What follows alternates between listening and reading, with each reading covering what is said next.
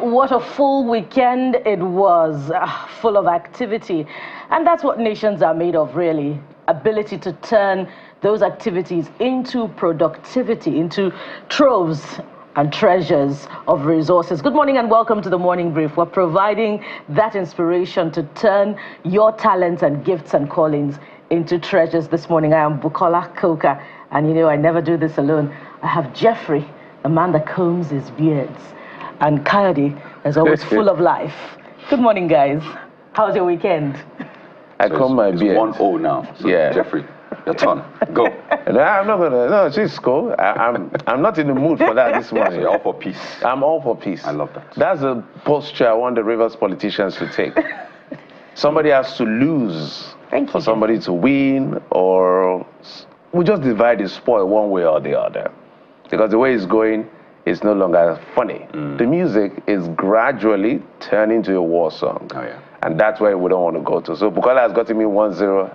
I lose in this particular battle for the sake of my Rivers people, for peace to reign. I'm inspired, Jeffrey. Yes. I'm inspired. I'm Jeffrey Uzama, by the way. Fantastic. I love this. I love the way the show started today. So I've got one advice for you and one question. The question is, what would you be doing if everything were to be perfect right now? As you head out to work, I know there's always that thinking like, nah, this is not what I want to be doing.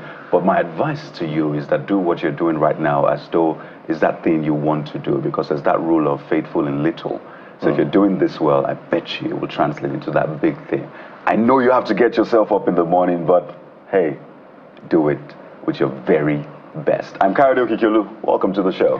And speaking of those doing what they want to do, the royal couple, you know, they made quite a showing with their 3-day visit in Nigeria over the weekend. And trust Nigerians, they ended up bringing out the Ifoma and the Omowale in the Duchess of Sussex, you know, with those names, and in fact, with her appearance, you know, she turned up, showing up for Nigeria in those beautiful attires and providing inspiration as well. The Duke was not left out, you know, with his meetings with the military, you know, with those games that he participated in, that provided quite some inspiration and encouragement for men of the armed forces over the weekend. And we're quite appreciative of, you know, the visit and the impact of the visit, which we hope would translate into, you know, more participation of the Nigerian team in the Invictus Games founded by the Duke of Sussex, Prince Harry. We hope that, you know, Nigerian armed forces would participate more in the future and bring home more laurels. More importantly, the fundraiser for the veterans of the armed forces that was held on Saturday, on Sunday rather, we hope that, you know, that will also turn out into something meaningful that will transform the fortunes of Nigerian veterans, guys. Yeah, I know Kaido was there, so yeah, I know he spoke with the Duke and Duchess of Sussex and all of that. Maybe it gives us a feel of what that was like. But at the end of the day, the agenda, the mission is what is important to all of us. We know that visit got some flags and got some criticism as well as some commendations and all of that. But the most important thing out of that is the fact that, hey, they came through for these guys who have sacrificed their lives, literally. And it's important we know that it takes a lot to know you will die, yet you choose to die for the sake of your country. That cannot be undermined, that cannot be underrated for any form. So if they are injured in any form, I think they need support for the rest of their lives, because they made a choice that a lot of people will naturally not make. Absolutely, guys. We could talk about all of that and what it should translate to, absolutely. And of course, in the coming days, we'll be seeing and following up. We see the CDS going around the country. But let's also give you a heads up. Today is a big day. It's not just for you going to work and trying to smash your week. It's also a big day for labor unions. In fact, any moment from now, and of course we'll be feeding you with all of the live information, the labor unions, that's the NLC and the TUC, will be picketing the office of the NERC, that's the Nigerian Electricity Regulatory Commission, and DISCOs, that's distribution companies. Why? Well, it's over the hike in electricity tariff. And that's the notice they put out on May the 10th, just 3 days ago, that protest, the picketing, will be happening this morning. So stay tuned. As I said earlier on, it's a big day. What will happen? Will anything shift?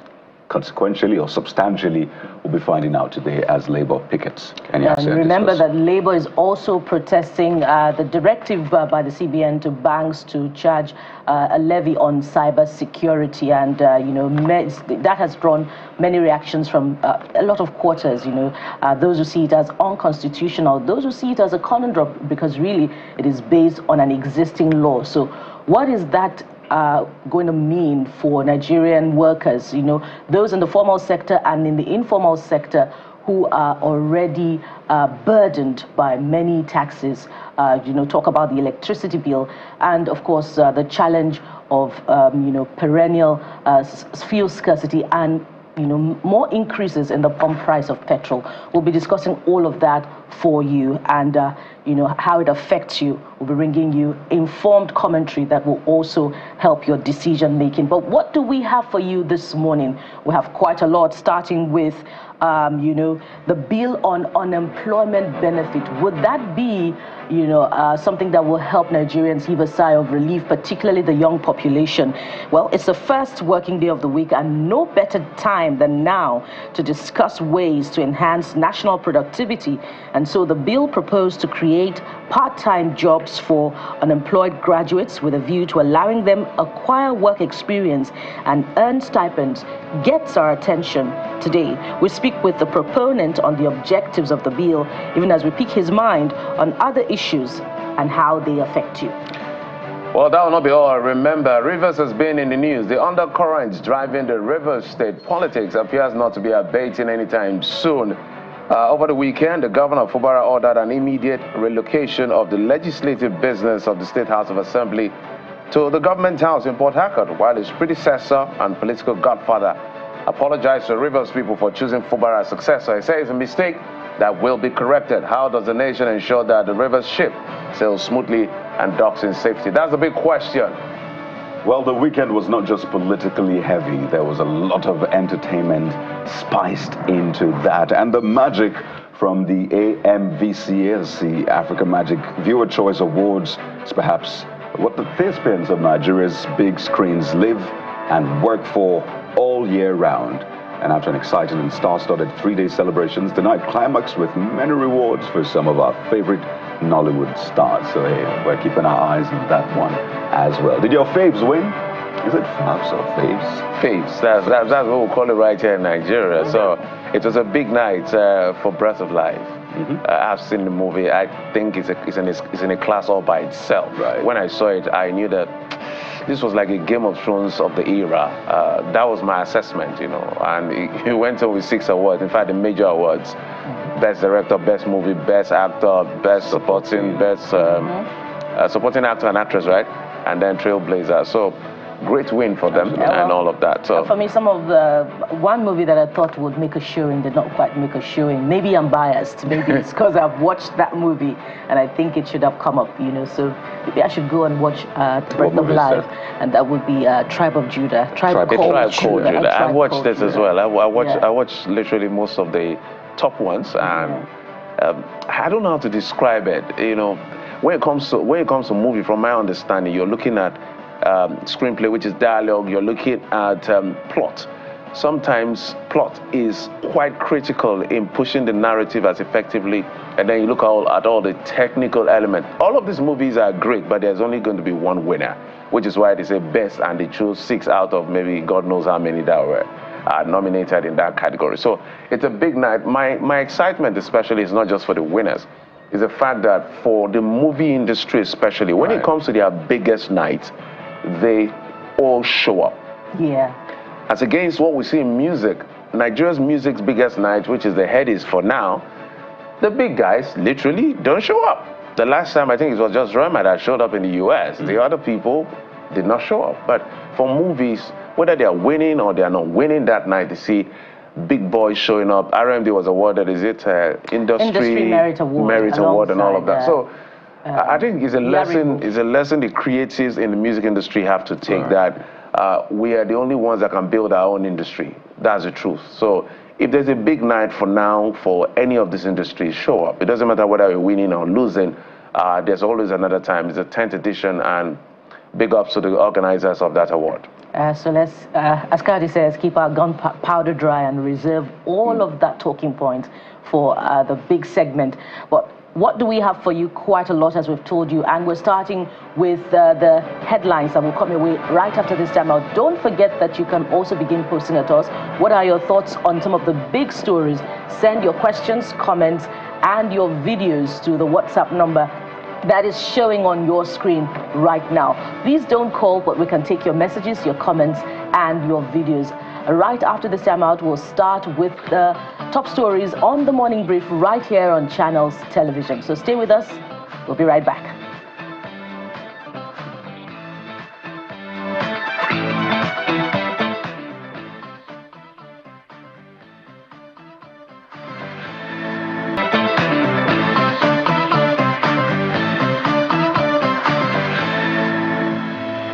Welcome back, and it was a busy Sunday and last of the three-day visit to Nigeria for the royal couple, the Duke and Duchess of Sussex, Prince Harry and Meghan Markle, who attended a fundraising event for the Invictus Games.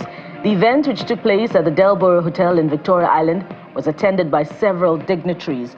The couple also visited Governor Babajide Sanwo-Olu at the Lagos House Marina, where the governor promised to support foreign innovation, which would bring about development and growth to Nigeria. For Prince Harry, this is it's been a very interesting and very informative trip to the country. He's seen a lot. He's still soaking in a whole lot. And part of the things that we're hoping that he will also take away is to see the diversity, and the extent, of how big our country is and how we continue to ensure that we live, together in peace and harmony, and how Lagos, what role Lagos plays in that whole conversation. They've been to Kano, they've been to Abuja, here now in Lagos. I'm sure they have their own experience of what Nigeria looks like. And we've extended additional invitation to them that they can always come back, when they want to. But we're indeed happy for what they are doing, especially for our military men, on the conversations around mental issues, mental health issues, mental illness, and how they can galvanize their various NGOs at ensuring that people that require those supports, both in military and in private, can seek those support. And the conversation around mental health issues, is also something that we all live around. And the denial, the stigmatization is out of our, it's out of one of the things that we've talked about. And more importantly, the Invictus game that Prince Harry is known for. At what point can we have it in Nigeria, so that the true Nigerian competitiveness can also be reflective in that game. And earlier in the day, the Duke and Duchess attended a basketball clinic held at the Lupeju Junior Grammar School in Lagos, organized by Giants of Africa, a brainchild of Masai Ujiri, Nigerian-born president of Toronto Raptors. The clinic was organized in collaboration with the couple's Archwell Foundation to empower young people and build bonds among communities. The power of sport can change lives. It brings people together and creates community, and there are no barriers, which is the most important thing. So myself, my wife, as we walked in, I think we saw that knowledge is power, which is a very, very true thing. I'll say on a personal note, I lived in Toronto for 7 years, went to quite a few Raptors games, and that was the first time I had heard of Giants of Africa. So you want to talk about full circle. Never did I think that we would be able to be here all these years later, supporting the expansion of this incredible organization through our foundation, the Archwell Foundation. So we are just so grateful. We're proud of all the work that you're doing. For everyone who helped bring this event together today, thank you. For the media who's here covering it, to expand the knowledge for everyone to know how incredible the work is that they are doing here. Thank you for being here to cover that. And to all of you, we just can't wait to see how well you play. Don't tempt me to try to do any basketball. My husband is the athletic one. But thank you, and we're happy to be here, and let's have a fun afternoon. Away from the royal visit now to security. Barely 24 hours after 2 police officers were killed in Enugu State, gunmen have reportedly struck again in the state, killing 3 police officers and 1 official of the Federal Road Safety Corps in different attacks in Nsukka and Udenu local government areas in the state. According to eyewitness accounts, the gunmen attacked the police division in Umabo, Eha Alumona in Nsukka Area Council on Saturday night, killing 2 policemen. In a separate attack, gunmen also killed a Federal Road Safety personnel, as well as a police officer attached to the traditional ruler of Egali Amala community in Oba, Udenu local government area, His Royal Highness Igwe Patrick Eze, also known as Igwe Waziri. Meanwhile, the police is yet to give any official statement regarding the killings. Governor Peter Mbah had placed a 10 million naira bounty on the killers of the 2 policemen that were murdered on Friday. And on the bright side, 14 students of the Confluence University in Kogi have been rescued from their abductors. According to a statement by the state governor, their rescue was made possible by local vigilante groups and other security agents after a gun battle with their abductors. The governor of Kogi State, Mr. Usman Ododo, had earlier visited the institution to assure parents of the safe return of their children and wards. And from security to politics, River State to be precise, where the FCT minister, Mr. Wike, has said his decision to support Governor Simlai Fubara in the 2023 election is a mistake which he is ready to correct, and he apologizes for it. Mr. Wike, who was speaking at a function in Ogubolo local government area of Rivers, apologized to the people of the local government for his role in the emergence of Mr. Fubara as governor. I respect people who appreciate what God has done for them, who appreciate what God has used people to do for them. God does not come down. God uses people to help people. So when you have been helped, you appreciate them, and then God will know that you have also appreciated him. I have never told anybody to worship me.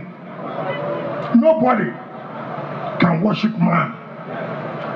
All of us believe that we only have one God, and it's only that God we worship, and we continue to worship that God. But as politicians, we appreciate people who have helped us. You know, I want to say this clearly. Well, in life, when you have made a mistake, you say you have made a mistake. There's nothing you can do about it. I have made a mistake. I own it up, and I say, God forgive me. And I'll say, all of you forgive me. But we'll correct it at the appropriate time.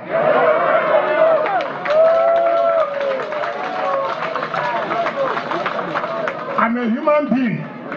I'm bound to make a mistake. My judgment can be wrong. So forgive me for making a wrong judgment. Heavy words there. In the meantime, a lawmaker representing Ahoda West constituency in Rivers, Mr. Sokari Goodboy, has warned against alleged plans by some politicians in the state to truncate Governor Simlai Fubara's administration. Mr. Goodboy, who is a supporter of the governor, says the widespread acceptance of Governor Fubara as a result of his people-centered programs and policies is evidence that the administration has come to stay. He made the remark during a reception organized by his constituency following his release from police custody and his emergence as the leader of the pro-Fubara faction in the House of Assembly. Our whole position today is to make sure that Saint Fubara succeeds and his governance, and we believe with our effort and putting our all strength together, he will succeed. Nobody can protect this government and tell us our leader it is really for you that we want, because we believe that we will stand well and we make sure, just as every other governor of the state that government has seconded, the same will do his best. And more politics in River State still. We have this one. Some top politicians have condemned Governor Fubara over his alleged intention to demolish parts of the Rivers State House of Assembly quarters. The group, comprising of current and former lawmakers, gave their position after a solidarity visit to the Assembly quarters on Sunday. We disturbed, we got information about the leakages and problems with the structures. That last time we saw the government coming, saying that he was going to intervene by breaking down some of the structures and rebuild the place. For us, after what happened to the Rivers State House Assembly, which is the best in the country, we do not want another structure destroyed without being replaced. We actually invited some engineers to look at their own structures, and they are looking at what is on here. I'm sure it's the person occupying the building that should be able to tell us what is wrong. That's why we're here this morning. There is certainly nothing wrong with this structure. This structure is fully in use, fully functional, and all the experts that the Rivers Assembly has employed have confirmed to us that this building is one of the best in the entire West Africa. We are happy with the building. Everything is working. We didn't write to the governor. We didn't invite him. We didn't ask him for help. And we don't need his help. We don't need his intervention in any way. As far as we are concerned, any attempt to talk about reconstruction or demolition is clearly an assault on democracy. It's clearly an assault on members who are residents in all of these buildings. Away from Rivers politics now, the management of the National Identity Management Commission, NIMC, is assuring Nigerians of the security of their data and better service delivery in the nearest future. The Director General of the Commission, Mrs. Abisoye Koka-Odushote, told Channels Television that the agency is working to ensure that its staff are properly equipped to deliver on the mandate in a secure and effective manner. According to Mrs. Koka-Odushote, the tools that the Commission has been using are as old as 2011, but that is about to change. And outside our shores, the Kremlin has announced that President Vladimir Putin is set to replace his long-standing ally, Sergei Shoigu, as defense minister. The 68-year-old, who has played a key role in Russia's war with Ukraine, has been in the role since 2012 and is to be appointed head of Russia's Security Council. Papers published by the upper chamber of the Russian parliament said Mr. Shoigu will be replaced by Deputy Prime Minister Andrei Belousov, and how Mr. Putin wants Mr. Shoigu to take over from Nikolai Patrushev on the powerful Security Council. And in sports, Mikel Arteta's dreams seem to be unfolding for real, with Arsenal ensuring that the Premier League title race will go to the last day of the season after returning to the top of the standings with a 1-0 win at Manchester United on Sunday. Leandro Trossard's 20th minute goal at Old Trafford means the Londoners will take defending champion Manchester City to the final round of games next Sunday. Anything other than a win for Arsenal against United could have seen City clinch the title with victory at Tottenham on Tuesday. Arteta's team duly delivered and moved 1 point clear at the top. Arsenal will host Everton in the final round when City is at home against West Ham after Tuesday's game at Spurs. And on that exciting note, we wrap up top stories, but of course, we're just getting started as we now begin to review some of your thoughts to the big stories from the weekend. And Jeffrey joins me now. Hi, Jeffrey. Yeah, Bukola. So for you, what makes the most impression? Oh, well, there's a lot. Of course, Rivers politics never wants to go off the news at the end of the day. And it's quite unfortunate what we see playing out. We've seen this kind of scenario before. This is not really new, but it's taking a different kind of dimension. I remember towards the end of the tenure of Rotimi Amechi, who was the former governor, similar things happened between House of Assembly members. You remember the episode that involved Chidi Lloyd, Kelechi, who is in the House of Reps, and another gentleman and all of that. So we've seen this play out at this situation. But we hope that all the players will find some level of agreement and understanding to see that, look, the lives and the welfare of the Rivers people is what is important. So because the fight, you look at it, there are all kinds of speculation. It's about resource control, it's about power, it's about control, all kinds of things. So, but one thing we have now seen with a statement by the Honorable Minister of the FCT. You know, most times they absolved him and he absolved himself of the crisis between both. But this statement clearly shows that he has admitted that he's in the mix of all of this by inference for saying it was a mistake and all of that. So politics, they say, is a game. But let's say what you are saying. Tinubu's tax reforms not to frustrate Nigerians. That's according to the Vice President, Kashim Shettima.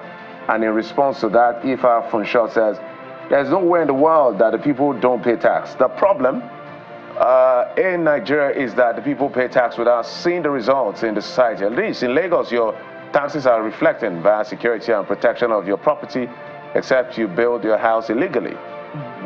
People would debate that as well. That is debatable. You got given that right out of my mind. Given the amount that comes to Lagos in terms of resources, people would debate that. Okay, and this next one is coming from Major General Bazo. Major Bazo says, everything has a time and a purpose. With this current inflation, it should be a taboo for any reasonable government to increase tax. We understand you are planning, well, in reference to the government, I believe, we understand you are planning for the future, but the timing is very wrong, according to Major Bazo. Okay, this is Hassan Okuchuku Akinsoya. While taxing is important, but is it? Taxing is important, I guess, but when you overtax the people, which your government is doing, it's bound to affect the people's businesses and livelihood. I guess that's what this person is trying to say. And there's more to be said. This time, this one is coming from Taiwo Anjorin, who says, but the government is creating that system at a very wrong time. Nigerians have gone through a lot of suffering. Well, you can say that again. By now, Nigerians should have been on the street praising Tinubu and Shettima. Many did not get palliative, or the palliative was not enough. No electricity, and the government is talking of increase. No gas flooded to the home of the people, but talking price increase. Are you guys not feeling these pains? Okay, we've talked about this long enough. The people are overburdened, literally. Nigerians are fatigued by too many burden on them. So it's natural to cry out, because if you look through, say, 1999 till now, how many government has really made a promise and fulfilled those promises, so you can understand. So let's get to the issue of River State. Supporting Fubara was a mistake, which will be rectified or corrected at the right time. That's according to Nyesom Wike, the FCT minister. And Charles Odina Kuro says, River State does not need all these sermons. There is a sitting governor, allow him to concentrate and serve the people of the state. Well, this next one is from Bad Lieutenant, who says, Wike should understand that power is a game of turn by turn. He has completed his tenure and should leave Fubara alone and focus on his own business. Well, your views are well taken. All right. Bad Lieutenant. Away from River State, maybe we'll head to EFCC stopping dollar transaction at foreign embassies in Nigeria. The EFCC, they've been at it quite a bit right now. And Ogunjobi Jacob says, long-awaited decision. Nigeria is getting better. We will get there gradually. Well, if that's the bane of the problem, really, then that would be a long-awaited decision. But we've been at this, there's been a back and forth.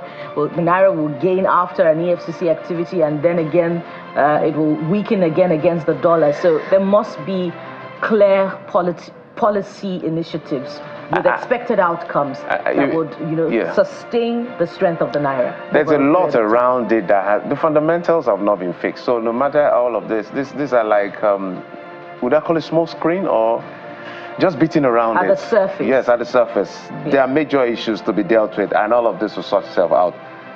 Kunle for real says, how can this policy tackle the devaluation of Naira? The needful is yet to address.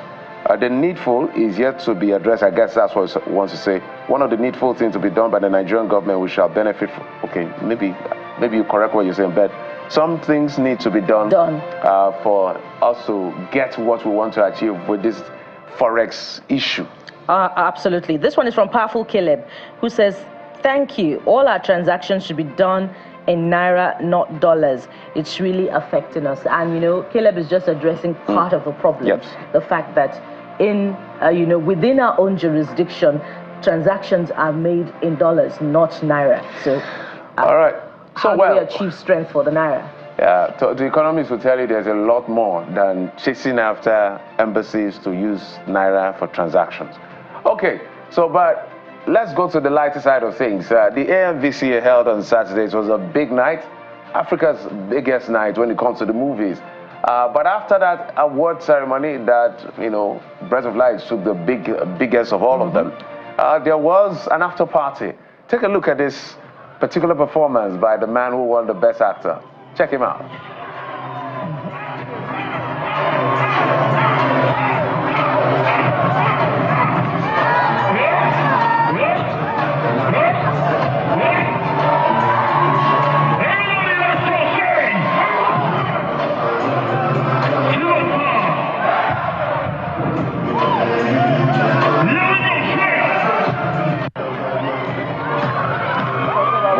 A true thespian, you know, not just in acting, but, you know, all around. That was beautiful. I was watching that like, oh boy, this is really great. That's Wale Ojo, the man who won the Best Actor for Breath of Life. And the movie that scooped most of the awards. Showing off his dancing skills. Best Director. Boy. I can't dance that good. But let's hear what they're saying. Mr. Man says, Wale Ojo, hot stepper. Do you know he's a good singer too? A very talented man. Yeah, and this next one is from Senam Allen. I hope I got your name correctly. And he just has one line. They work so hard, happy they're being recognized. Indeed, we're happy for them as well. Yeah, Zikovec says, I too love this man. Is that what you wanted to say? I'm sure that's what you meant. Full of energy and positivity. Abi Babana, a small boy in an old body knee. I understand. Beautiful. It was beautiful to see him. I think there's the last one, Bukola. And this last one is from Tosi Perfume Hub, who says he's got some dancing skills, I believe, with his puff hairstyle.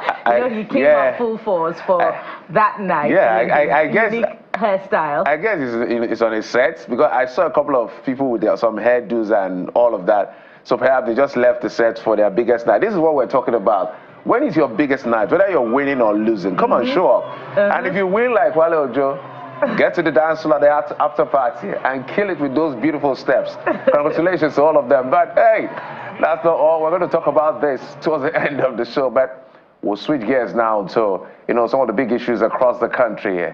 And we'll be right back after this break. Join us again.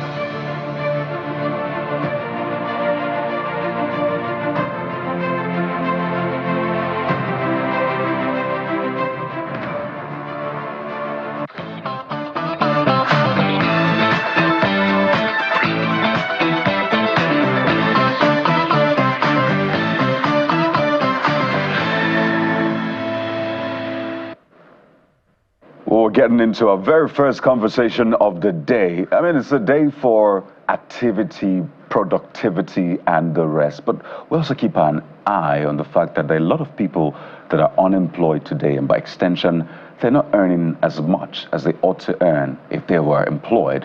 So we look at this bill before the Senate. It's a bill to establish an internship and unemployment benefit scheme, essentially working on the framework. So what does it mean? This is a topic that gets Nigerians talking: unemployment, the benefits, skills acquisition, and the rest. We've tried it time and again. It looks like we've not really gotten it right, but is this a time we'll get it right? We're joined in the studio by the Chairman, Senate Committee on ICT and Cybersecurity, Vice Chairman, Senate Committee on Media and Public Affairs, Senator representing Ogun Central, Senator Shoaib Afolabi Salisu. Good morning, Senator. Welcome to the Morning Brief. Good morning. How are you? Well, very well, particularly when we heard about this, the new bill. It's passed for second reading now, and you know how touchy unemployment is in Nigeria, anywhere actually in the world, because this is at the heart of the economy, at the heart of people's livelihoods, more importantly. So when this news came out, it was mixed feelings for a lot of people. Some people cheered, some people were wondering, what is this about? But we know that the work for this bill began last year, if I'm correct. Yes. You placed it before the Senate November last year. So let's talk about that, particularly how this is different from the NDE, for example, National Director for Employment. We have the ITF, Industrial Training Fund, and all of those things. Don't forget the N-Power as well, the N-Teach, N-Knowledge, N-Farm, N-Everything. N-Teach. N-Teach, yes. N-Tech. N-Tech, exactly. So how is your bill different from all that we have seen so far? And I thank you so much for having me here. Let me provide a context to this. As you mentioned, I represent the Ogun Central Senatorial District from Ogun State. We are the state with the highest number of tertiary institutions, meaning that every year we turn out a lot of graduates. And you see them not just when they were on campuses, you also see them when they have graduated. You see them at rallies, you see them on the roads, or the Monday morning, you see Nigerian youth idling away. So in the course of my campaign, on my way to the Senate, I came across a number of Nigerian youth, and they said they are tired of being given doles. They're tired of being given stipend. They want to be engaged.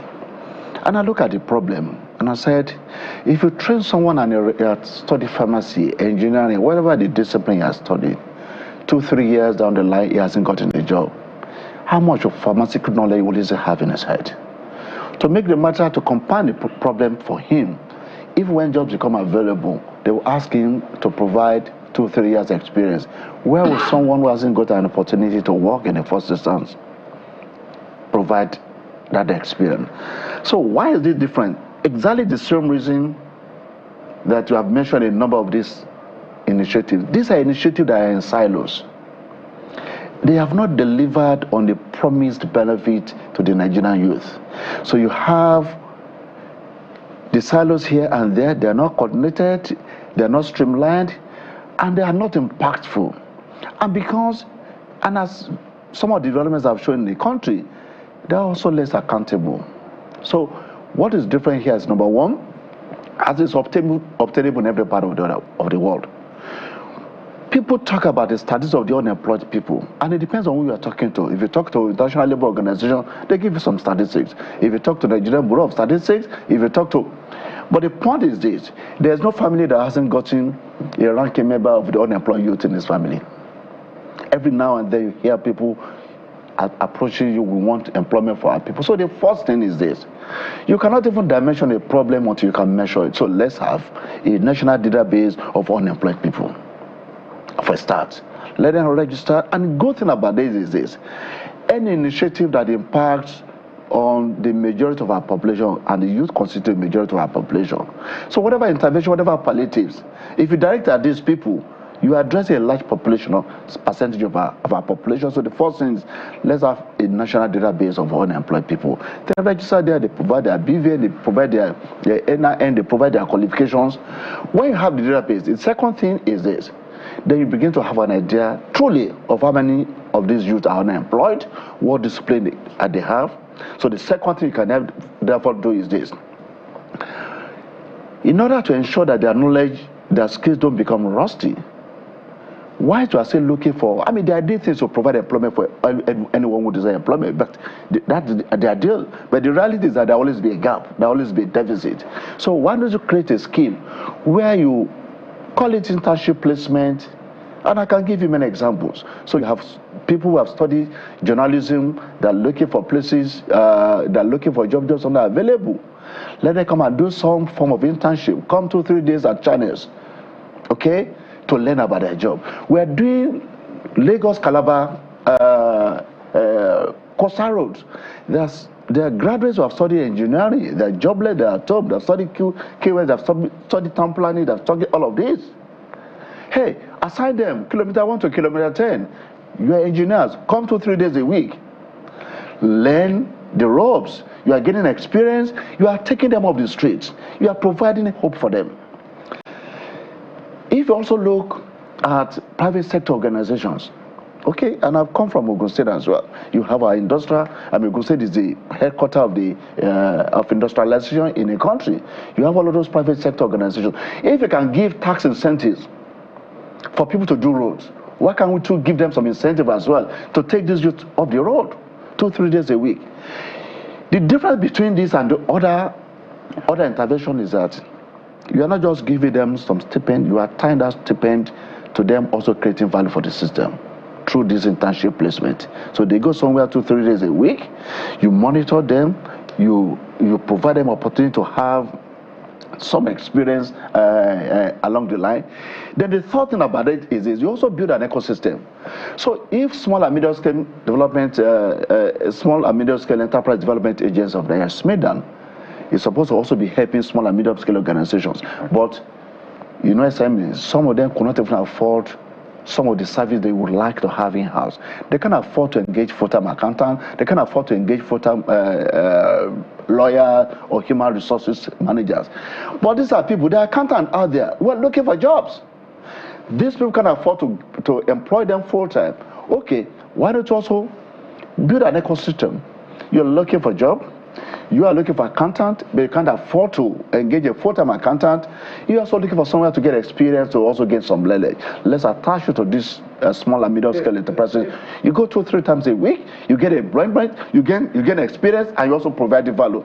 And when you do so for the small and medium scale enterprises, you increase their capacity to grow, and in turn they generate employment. So eventually, those who are unemployed, who are doing this internship placement, they will be on the first line of people to be employed when the employment is also created. And finally,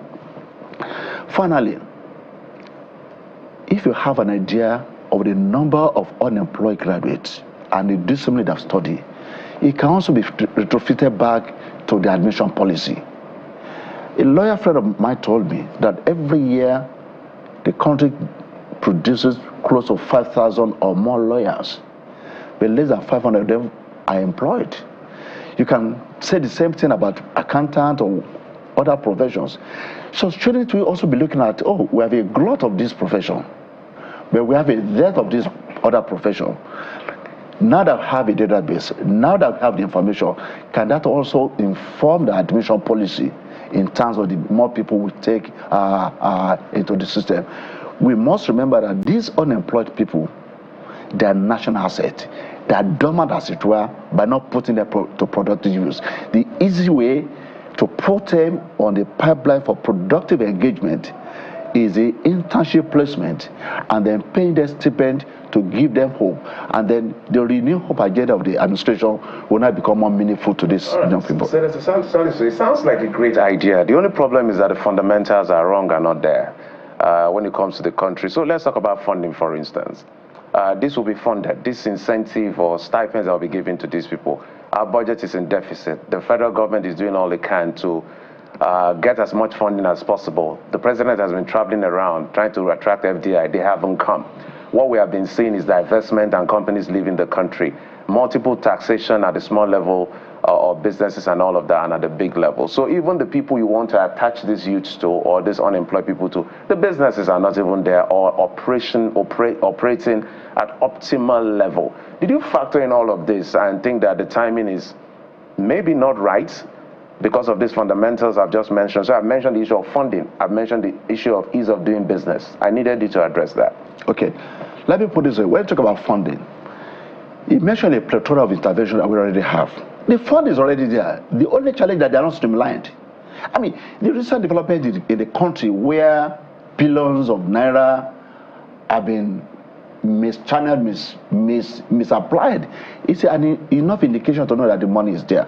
What is missing is that these funds are in silos and therefore they are not channeled, they are not streamlined. If you put them in a bucket together, you will discover we have enough funding for this initiative. Really? I do believe so. I do believe so.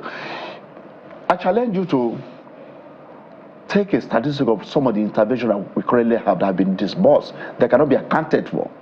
And you're going to come to the conclusion that we indeed have the funding. All we need to do is to channel the existing information. The ITF, as we mentioned, companies are paying money to industrial training fund. And their major role is to train workers, those who are unemployed and those who are seeking employment. You talk about NDA, you talk about Empower, you talk about NT, you talk about all of these. I do believe that funding is streamlined. The second part of it is this. If you don't take up the 70% of your population, who are the youth, people who have all of the energy, the insecurity, you spend more money on insecurity than you will have otherwise have spent. So even the fact that you take them off the street, whether you talk about banditry in the northeast, whether you talk about Boko Haram in the northeast and northwest, or Yahoo boys, these are able-bodied youth that the country has invested in. They are idling away. They cause more insecurity challenges. You spend money on ammunition, you spend money on tanks, but they're not kinetic, which is to take this youth off the street. I chaired the Senate Committee on ICT and Cyber Security. Let me shock you. Do you know in some eyebrow areas in Abuja, the seat of federal government, there are schools where Yahoo boys are being trained, just like another thing. A case a man was convicted some time ago, about last week or so, that's operating a Yahoo school. The youth that are idle are taken off the street. They're taken through the rudiments of hacking, of scamming, and they become security, not just in the financial realm, even in the cyber security arena. So the money that you pump into fighting insecurity, why not you use that money to address the root of insecurity, which is unemployment? And therefore, so if you ask me, you spend 100 naira to fight insecurity, when you could have spent 50 naira to nip in the bud the source of the insecurity, which is the army of unemployed people. I needed you to address the ease of doing business. You've not addressed that. No, the ease of doing business. You see, you cannot say because the ease of doing business has not been addressed, we are not going to address the issue of unemployment. Okay? We are not looking at, they are not mutually exclusive. You want to address the issue of ease of doing business so that the businesses could thrive more and therefore provide employment. Hey, I'm on the same page with you on that. But while you are doing that, even at the best of times when the ease of doing business is at its peak, you are still going to have some people who are not employed anyway. So unemployment benefit scheme, place them on internship, can never be out of fashion. Whether you have the businesses operating at the full throttle or you just have challenges with the ease of doing business. So they are not mutually exclusive. I fully support creating an enabling environment for private sector to thrive.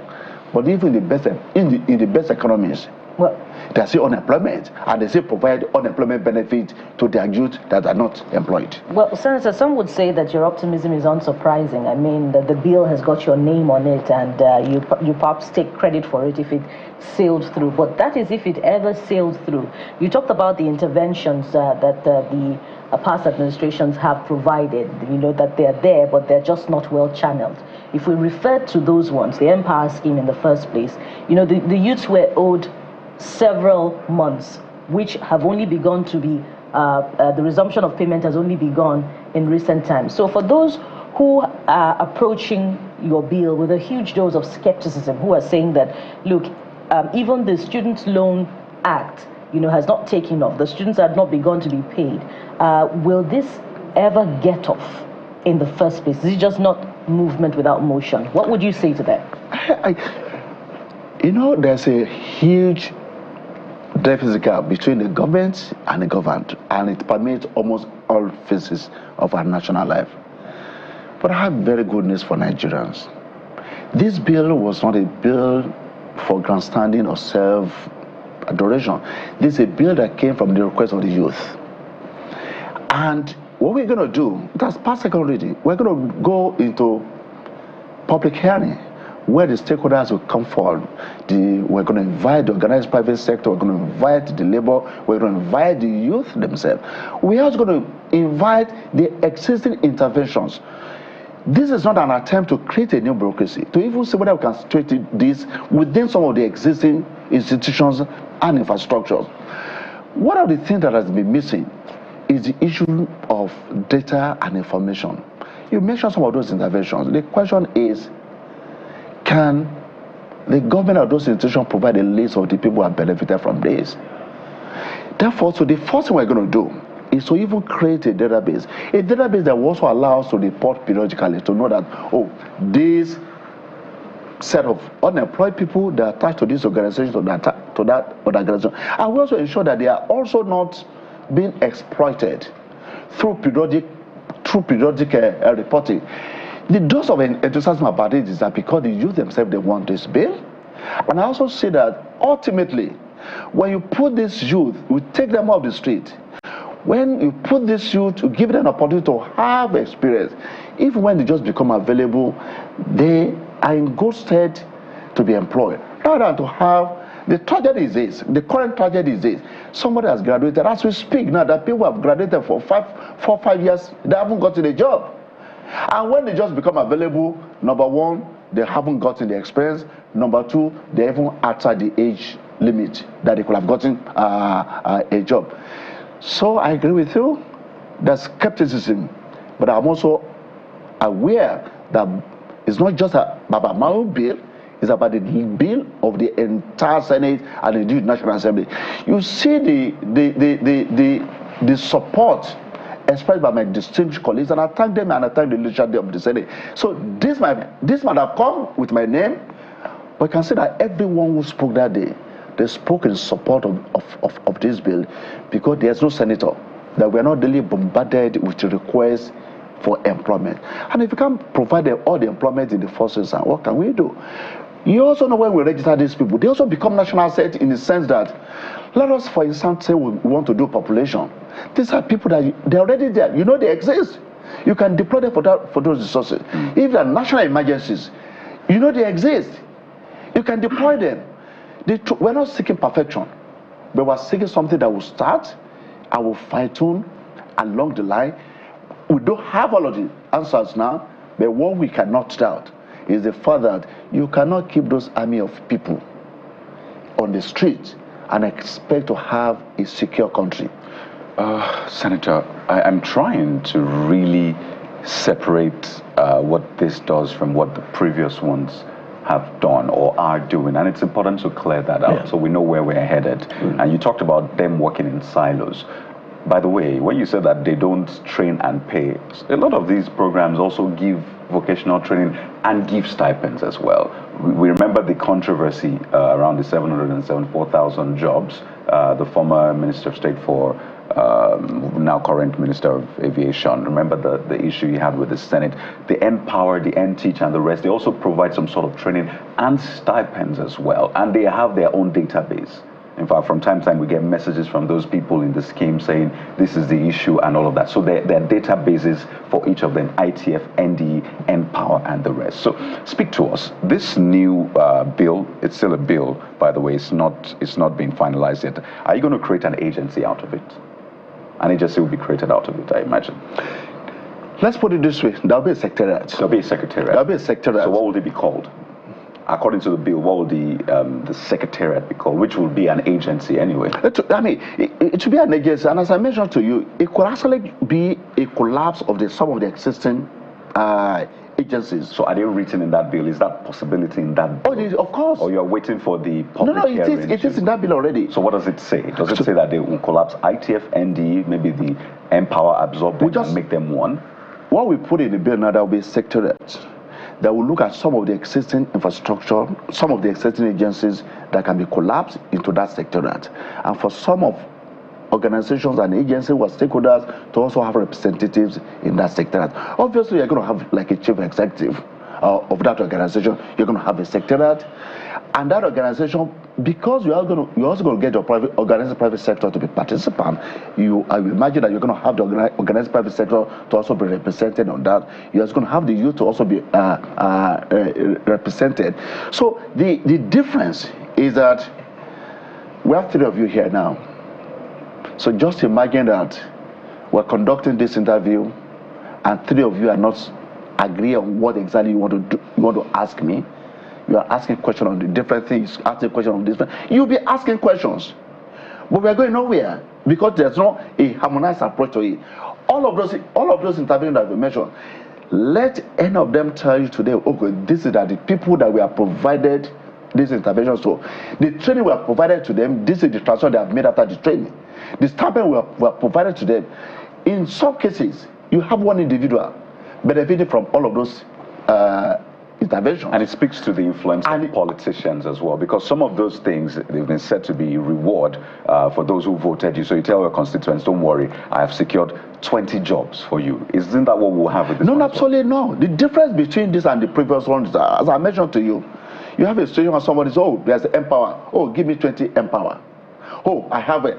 In this instance, the difference is that the unemployed graduates themselves would be the one to enroll. You have similar things in the UK and the US, the unemployment.uk.co. That unemployed people, they will be people to go there and register. And as they register, you have a list, you have a database of the people who are seeking employment. And when there are interventions, you can direct your interventions more specifically to them, rather than interventions happening in different spheres. We have a database of people who are unemployed. We want to direct intervention to them. These interventions will be in terms of stipend, but we're not just paying stipend. The difference between this and the other programs are the stipend is also attached to a responsibility. We're not just paying you a stipend and say, okay, just go. We're paying you stipend, but also attaching you to somewhere where you also remember. We're talking about unemployment benefits, not just unemployment stipend. Senator. So we are paying you, and then we're also attaching you to organization where you are going to get some experience. Senator, the issue I perhaps feel that we're all having is the issue of implementation. Is it really novel? Maybe not. Maybe the approach may be tweaked a little bit differently. I haven't seen how some of these things are susceptible to fraud, to interference by the political class which you belong to. I'm not saying you in particular, but you know what I'm talking about. Don't you think what may work more effectively is to backtrack a little? I know that universities or institutions have, is it CWES they call it now, industrial attachment. CWES. Rather than this and complaining that people graduate and they don't have jobs, why don't we review our curriculum and implement some of these ideas within the CWES or whatever system is called, which the institution has already provided for, instead of waiting for them to now graduate and begin to look at all of this great idea they are putting forward, but within our system, which the fundamentals are not right, may be susceptible to another failure. Okay, 2 things. You mentioned about curriculum, and I mentioned that earlier on. When you have an idea of the people who are unemployed, as I mentioned to you earlier on, and the disparity in terms of what the industry wants and what our university are producing, you can retrofit that back. But the second part of it is this, and you also mentioned the student loan earlier on. The student loan, if you ask me, is the supply side of it. What do you want to do with the student loan? You want a student, you want a system that will ensure that our university system, our teaching institutions, they run with minimal interruptions, meaning that you are even going to produce more graduates if the student loan works, and as we hope it's going to work, meaning there will be less strike by ASU, there will be less disruption to academic calendar, so you're going to produce more graduates. If you produce more graduates, even if you correct their curriculum, there will still be a gap between the jobs that are available and the number of people seeking jobs. What will be different? One of the things that will be different, and I say this now as the chairman of Senate Committee on ICT, and I think one of the things we have not done, which we are emphasizing we should do now, is to automate some of the government processes, to minimize the discretion that government officials, public officials have in trying to process your student loan, as an example, or even to match with the available opportunities. There was a time in this country that if you wanted to even travel to Abuja, you would need to talk to a town to get to a ticket at the airport. You probably would need to go to one or two places to buy the ticket. You can buy your ticket online now. It eliminates touting. It eliminates discretion of the ticketing officer whether to sell to you or not. The more technology we deploy, the more automation we deploy, whether to the student loan or to this unemployment benefit scheme, the less the discretion that the public officers have in terms of whether to grant or not to grant. When we do so, it will totally, well, not totally, it will minimize greatly the influence of individuals to determine who gets what from the system. So I think that's the direction we need to focus on. Automate some of these processes, minimize discretion, reduce cost of governance, and then also ensure that you provide equal opportunities. And I think that will also be the heart of this, and that's why the number one item there is to create a database of the unemployment. And this database will also be initiated by the unemployed people themselves, that the people who are going to go there, they don't need to go and meet someone and say, oh, when we do this, remember I keep saying the ecosystem. When we do this, even the national identity registration process will also receive a boost, because you will not to benefit from this, you need to be registered with NIMSI. You need to have you cannot benefit from a social security system, whether in Nigeria, UK, or US, without having a social security number that uniquely identifies you. So when we begin this process, it's not just about employment, it's not just about placement, it also has impact on other elements of our ecosystem that will help us to build a digital society. Absolutely. The bill comes with so many implications that make us continue to look at all the different areas to wonder if it has been well thought out. Without overflogging the issue, just something for you to reflect on, Senator. You talked about the possibility of collapsing the structures from what we currently have as existing interventions, in the area of unemployment, and that makes me wonder if management will now be different if we still have all of the issues that we have with the current interventions in the form of the Empower scheme. So would it be just a change of nomenclature, but with the same problems of political interference that my colleagues have spoken about? But beyond that, and looking at if this bill is implemented and it becomes an act in the first place, what about the implications for the youths when they are weaned off of this system? Do we have the store of value in both the public and private sectors that will absorb them, such that they are not weaned off of the system and there is no structure to absorb them into permanent employment? Are you also reflecting on that aspect as well? Thank you very much for that question. One of the things, first and foremost, it's not just about a change of nomenclature. No, far from it. This is the first time we're looking at something holistically, and we're also looking at the ecosystem around it. I mentioned to you earlier on, you are on the unemployment database, you haven't gotten a job, and they also have small and middle scale enterprises that require your services, but who cannot afford to pay you to engage you full time.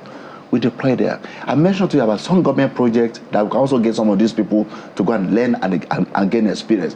I talked to you about some national projects, including population census as an example, where we have this army of people. And because we know them, because they're also expecting further benefit from government, if they're on this database, they are likely to also conform and behave in certain ways that will allow them to have the opportunity. What we are providing for them, it's not a terminal point. What we are providing for them is a transition path of full employment. Transition path in the sense that we are providing them opportunity. You have seen graduates. You guys are journalists. You have seen graduates of our mass communication department that cannot string together a report. Now, if such person who has just finished cannot string together a report, 2-3 years down the line, what will be left of him in terms of knowledge? But if he has an experience to come and learn, every 2-3 days, 3 days a week in the channels, in some other media houses, is getting the experience. And ultimately, when just become available, he has gotten the skills. So it's not just, we're not winning them off to say, okay, yes, it is not a one-off thing. And I need to say that it's not something that you do for 6 months, 2 months, and then you take them off. You provide a path to employment, and that's every other thing you have spoken about in terms of ease of doing business. Ultimately, is to provide an environment for businesses to thrive. But in the meantime, what do you do with this army of people? We need to take them off the streets. We need to give them hope. We need to place them where they learn skills, Senator, and they also hands on the table. We have to wind down. This is a big topic that we needed to drill deeper into, but there are other issues of national importance that we also need to get your thoughts on. But just quickly, how much is the proposed stipend? No, it has not been stipend now. Remember that. Would it be more than a minimum wage or less than a minimum wage? I won't be able to, as they say, the devil is in it. The minimum wage, as we are talking about, is being negotiated. And we're not going to put that figure in a bill. You don't put an amount in a law. What you do is to provide regulations that will allow those stipends to be reviewed from time to time in line with whatever the inflation trend is. Well, let's talk about the other part to this, and it ties with your lawmaking process. How can Nigerians trust you in this process? Because we saw what happened with the Cybercrime Prohibition and Prevention Act Amendment Bill. It was laid before the Senate, and Nigerians trusted the Senate. Like, you people will go through it and look at all of the fine details. It was presented last year, past second reading in October. Then it was committed to, referred to Committee on ICT, National Security and Intelligence, which you sit on, which you chair. Yes. Senator, why did you allow the 0.5% levy to go through? Or more importantly, who does the 0.5% apply to? I think that, let me provide some clarification. What we did was an amendment of an existing law. The Cybercrime Act was enacted, I think, by the 8th Senate in 2015. And the 0.5% was there. It wasn't something that was introduced by us. Indeed, the whole essence of the current amendment was not about the percentage. It was about some development that had taken place since 2015 and now. 2015, when the bill was, when the law was enacted, there was no artificial intelligence as pervasive as we have it now. There was no quantum computing. The cloud computing was still in infancy, and a number of development. Those were the objectives of the amendment that were done in 2023. The 0.5% had always been there. Indeed, what happened was that the bill contained some vague provisions, including at 0.5. Instead of putting it at 0.5%, what was in the bill? And I challenge you to go and look at the act. What we had there was 0.005. In 2015. In 2015? Yes, I'm looking at the act. And that's been interpreted as one of the discrepancies in the bill that many do not understand. So what's the difference between 0.05 and 0.5? The 0.005, just like every other thing, was vague.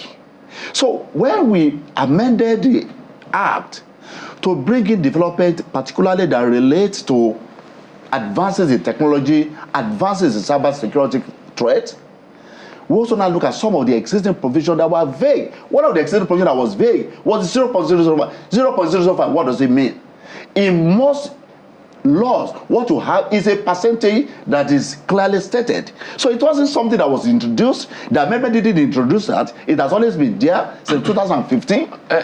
Senator, Section 44 in that 2015 is what you're talking about. Yes. So you moved it from 0.0005 to 0.05 percent. Yes. What's the difference? 0.5. No. Because I need to, because she's asking an important question. Mathematically, it's different. We understand. Maybe Nigerians would have tolerated that, but we need to know the rationale behind going from 0.0005, just what was that, to 0.5. That's on one hand. And it referred us to exactly what that meant in the schedule, which I'm going to read. The second schedule, businesses which section 44.2, subsection 2A refers to are, you help us interpret this. That's, I'm reading 2015, oh. Yes. GSM service providers and all telecommunication companies, internet service providers, banks and other financial institutions, insurance companies, and Nigerian Stock Exchange. Which is why I want to feel that people have this particular bill more available to them than the 2024 that was amended. So people are saying they are not supposed to be the ones paying. It's supposed to be these institutions I mentioned. Maybe we need that clarity now that you're here. You're the chairman of that committee. Two clarifications. Number one, I think the president has done the right thing because I think that was a misinterpretation.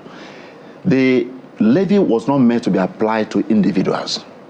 It was meant to be applied to corporate organization transactions, and those transactions, as you have identified them. I think that was a misinterpretation, and then the CBN gave a wider interpretation to it, and they thought it was going to apply to individuals. That's number one, and I think that's why it has been suspended, because it was wrongly interpreted. It was waiting for an official confirmation, though, yes, from the presidency. So the CBN wrongly interpreted it by directing banks to implement it? For individuals. For individuals. Yes, and that's why you have, even the Senate Committee on National Intelligence and has issued a clarification on that. I remember that was also a senior advocate of Nigeria, Femi Falana, has also given interpretation to that. So I think that was a misinterpretation of that, and that has led to some of these. I don't think we have seen any official communication. We need to have that official from the CBN who gave that directive admitting that it was an error. But is that what you mean? The Senate has issued a clarification on that. No, the directive did not come from the Senate. It came from the CBN. No, well, if the president, the CBN reports to the president. Okay. If the president has directed suspension of that. It's reported to have directed. Yes, because there's we have not seen anything official. That's why we're careful. Either from the CBN, or from the Ministry of Finance, or from the presidency. I am sure that thing has been suspended, but again, it's not for me to communicate on behalf of the presidency. The president should put out a statement. But that's a clear issue that this thing has been wrongly interpreted. And getting back to what you said earlier, the intendment of the law was 0.5%. There's no law where you put 0.005. 0.5 is half of one percent. That's what was intended. Okay, but if you put 0.5 and you divide by 100, you get 0.0. You get 0.00. Okay. Is 5. So, and I think the 2015 Act was the very first time the Senate was enacting a cybercrime act. And if you look at, you have the original act. Yes, I do. You see a lot of errors, repetition in the act, but it was hardly passed. And it was important to be passed at that point because we needed. I mean, I was in the Senate then, but the Senate is a continuum. That was the 8th Senate. So when we came, there were a few things we wanted to correct. Number one, artificial intelligence, and a number of advances that have come, which we also need. In the past, if somebody commits an act, you can trace it and say, hey, you develop this software, you do this. But in an era where a machine can do something to assume the position of a human being in form of artificial intelligence, you also now need to also factor that in. These are some of the reasons that inform the need for us to amend the act. Right. And therefore, the 0.5% or 0.5% was not a new addition at all. But what we're seeing, so are we taking it from you, Senator, that this is not directed at individuals like us? No. Yes. Because we're taking it from you now. I mean, and I can even forward to you what the Senate Committee on National Intelligence has issued. We have issued a clarification on that. Yeah.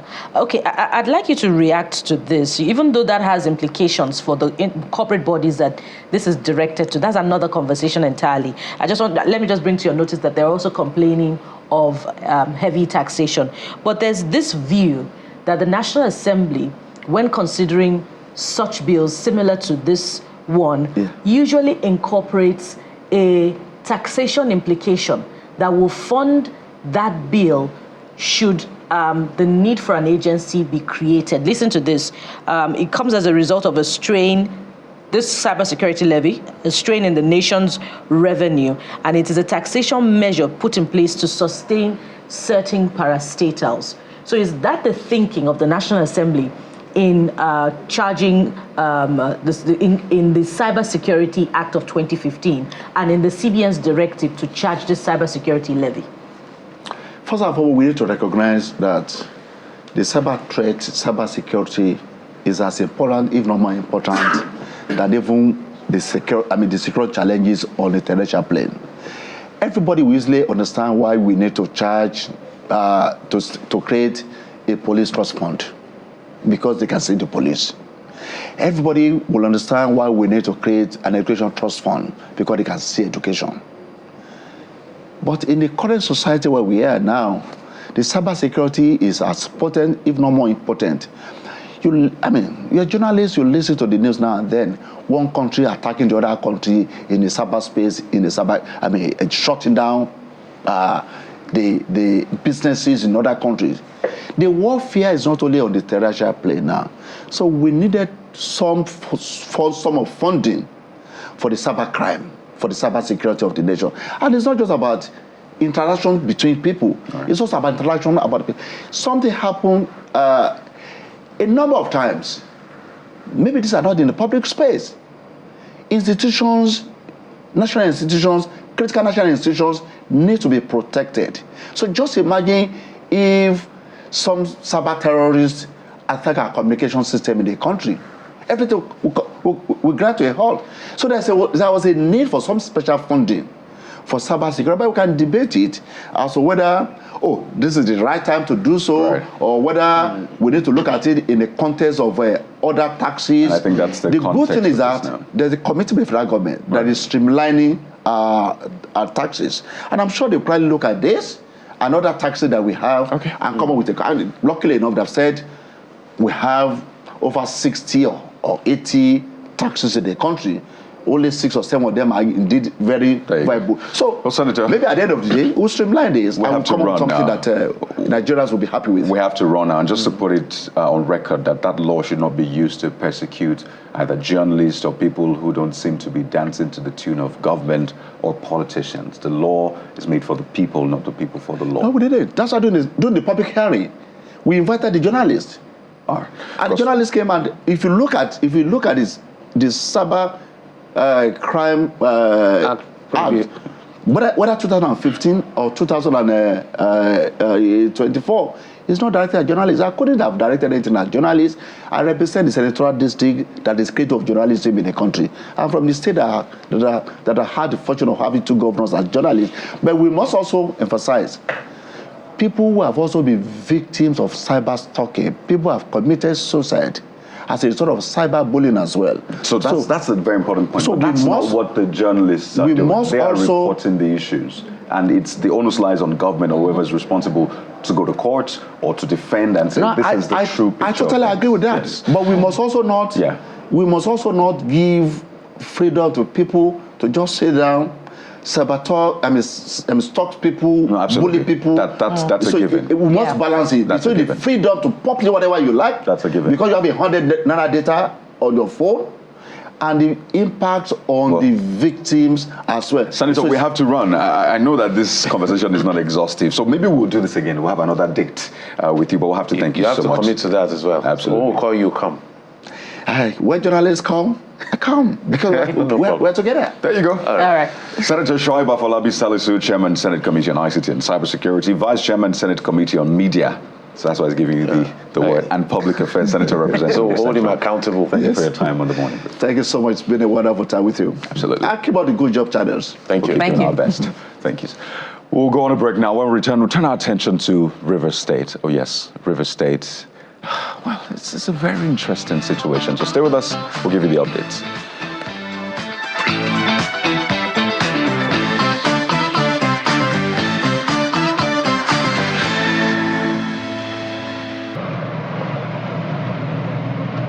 The events of the past few days have shown that the political crisis in River State, which escalated from the end of October last year, is far from being over. As expected, the sentiment is shifting from the main actors to their supporters, some of whom are young people.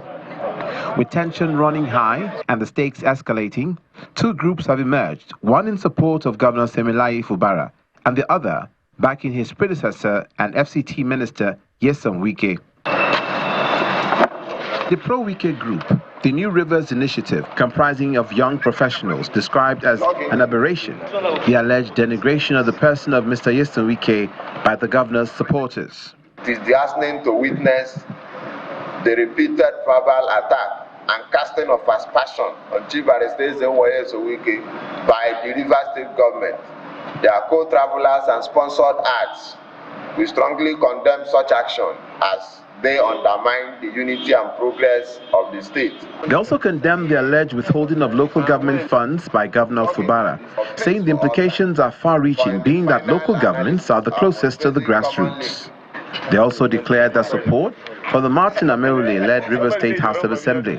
We would further like to extend our support and express our confidence in the leadership of Right Honorable Martins Ameule, GSSROS, led River State House of Assembly. Separately, the SIM Media Volunteers, a group of young media strategists and influencers, is urging Governor Fubara to damn destructive criticism and remain focused on providing quality leadership. Having evaluated the people-oriented leadership style of the governor, which is centered on rivers first, and the growth, development of our dear state, we, the youths of River State, hereby pass absolute vote of confidence on His Excellency Sir Siminalayi Fubara, GSSRS. They congratulate Victor Oko-Jumbo and others for emerging as principal officers of the pro-Fubara lawmakers.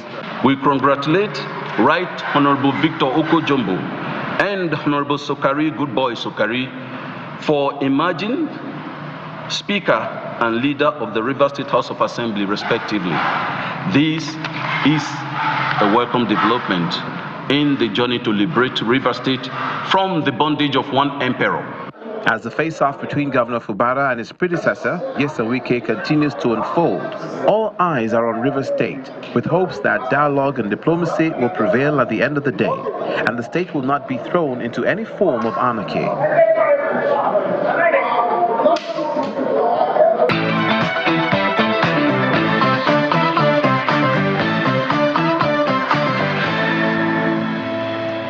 Welcome back to the program. And Rivers politics gets our attention now for good reason, continuously, as you would have observed, even as the protagonists and the antagonists become clearer, the conversations become more vocal, and the war of wits, so to speak, become more intense from both sides. So joining us to give us a sense, give us an understanding of what exactly is going on, we have Mr. Tamonosisi Gogojaja, who is a former leader, River State House of Assembly, and former Commissioner for Water Resources, River State. He joins us via Zoom from Port Harcourt, the River State capital. And we also have joining us Mr. Olaka Nwogu, former Senator, Rivers Southeast, who also joins us via Zoom from Port Harcourt. Thank you so much, gentlemen, for joining us on the Morning Brief. Thank you for having me. I'll start with you, Mr. Nwogu. I'll start with Mr. Nwogu, for good reason. The former governor of the state and Senate and Minister of the FCT was speaking in Port Harcourt just yesterday, and he made some weighty words. He said that he made a mistake by helping the governor to succeed him, and he also said that he will change it in due course. Many would ask, what does he mean by this, and what is the implication for governance and politics in Rivers State? Is Rivers on the brink with such an expression? Mr. Nwogu, that's for you.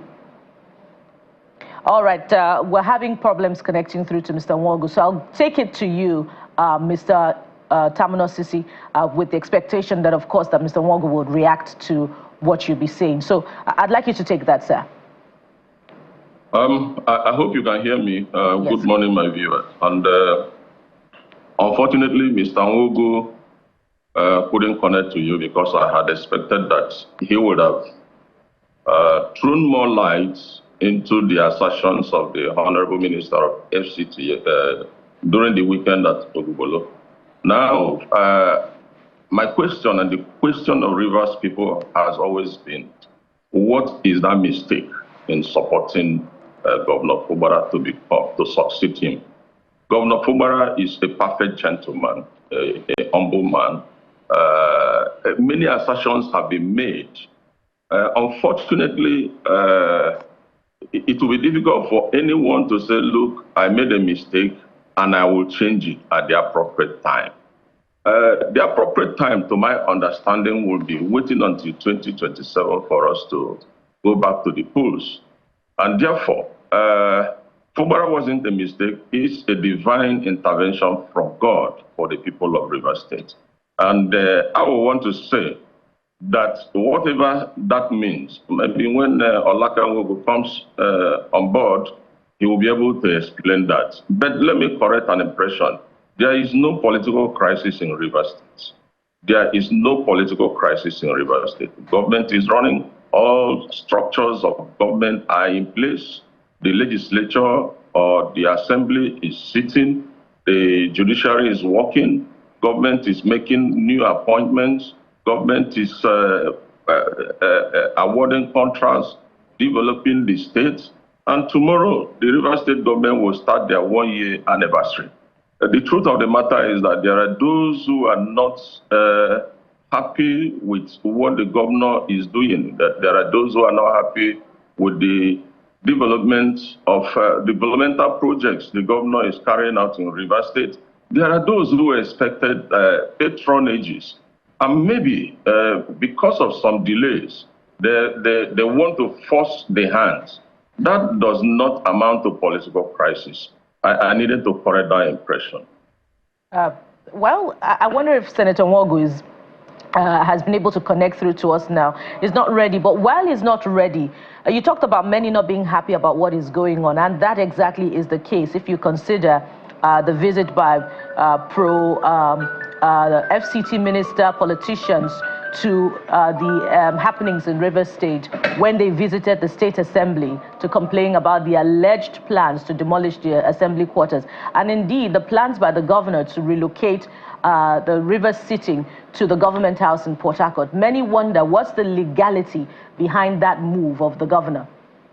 All right, let me say to you that I didn't use the word many. I said some. Some people are not happy because majority of Rivers people are happy with the governor. And I don't know where they got the insinuations that the governor is planning to demolish. I'm sure that you will have the clips of the statement, of the comment of governor when he visited the State Assembly quarters.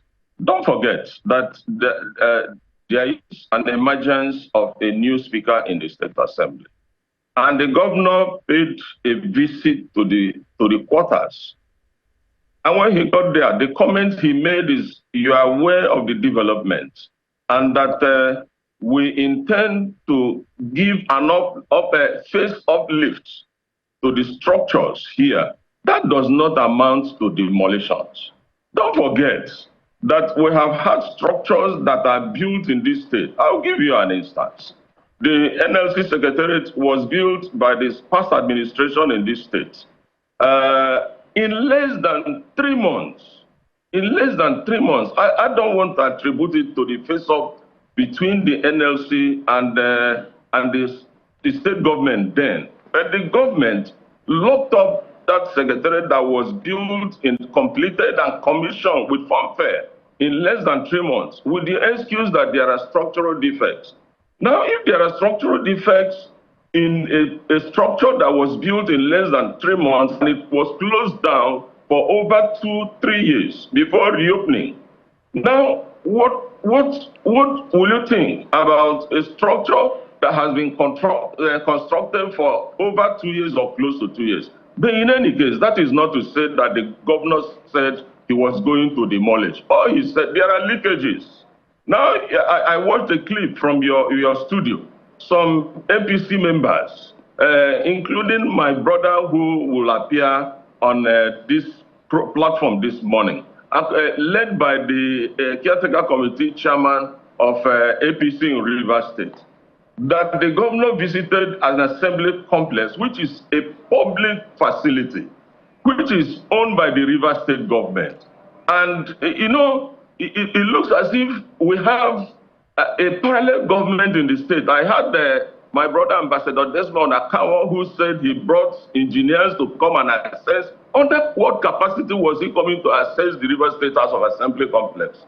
Now, let me say, first, I want to put it on record to Nigerians that the governor of River State never said he was going to demolish the structures there. He never said so.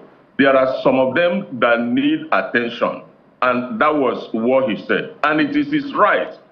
Under what legality does he have to relocate? Now, it is the responsibility, I have been in the legislature, it is the responsibility of the executive arm of government to provide a sitting venue for the legislature. Should there be a need for renovation in their structure, or should there be a need that something happen to the complex? Just like the FCT minister will say to Nigerians. I heard him say that the National Assembly complex is owned by the FCT authority.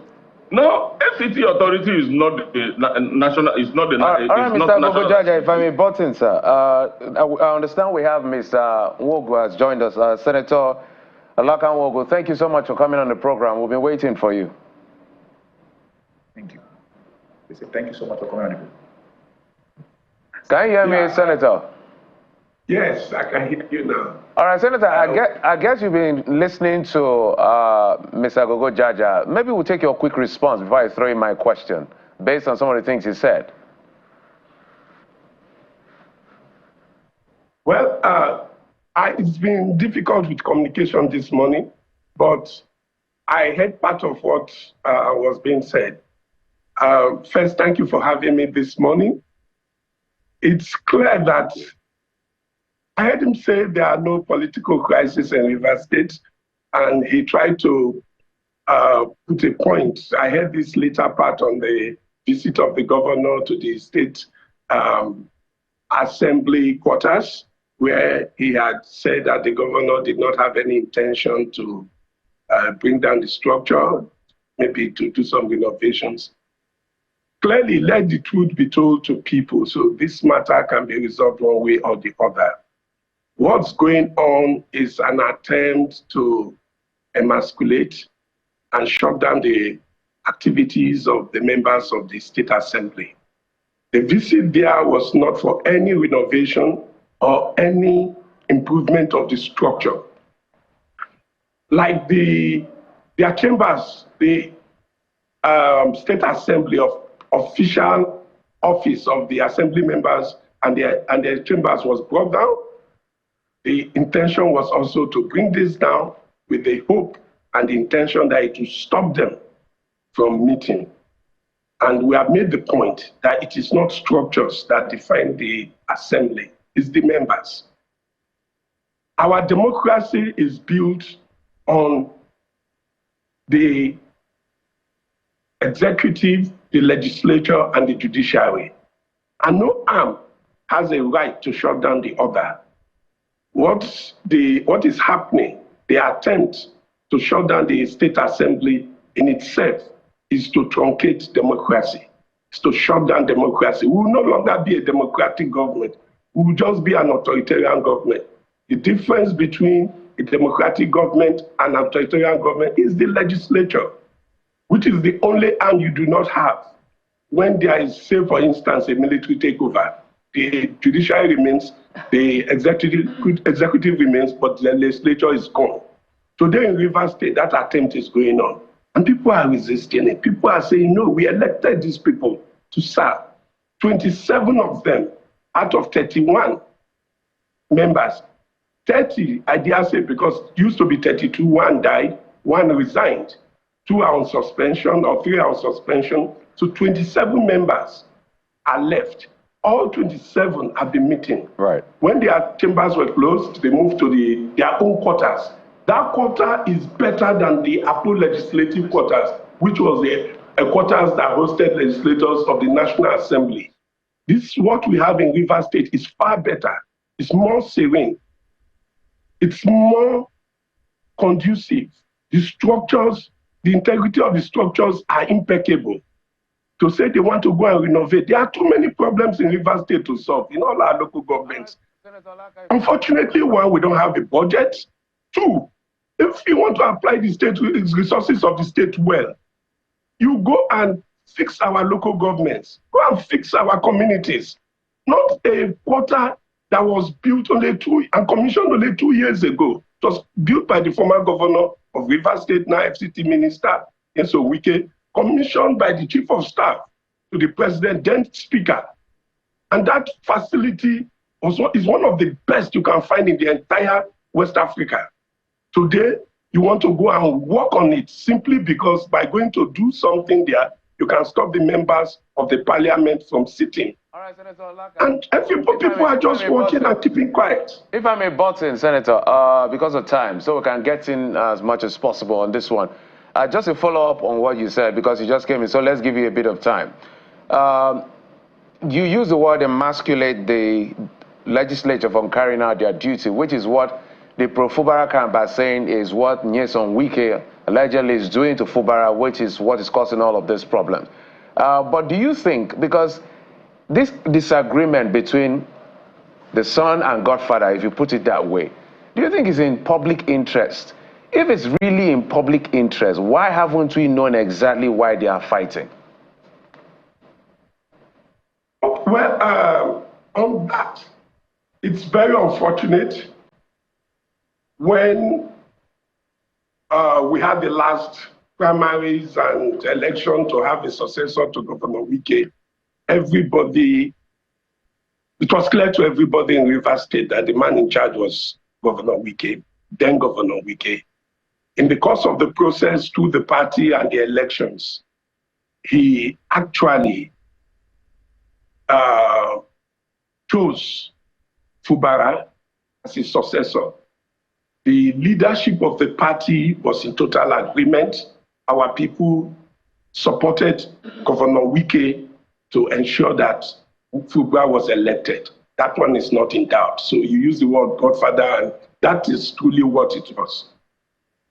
Not too long afterwards, 3 months, 4 months, this thing started unfolding.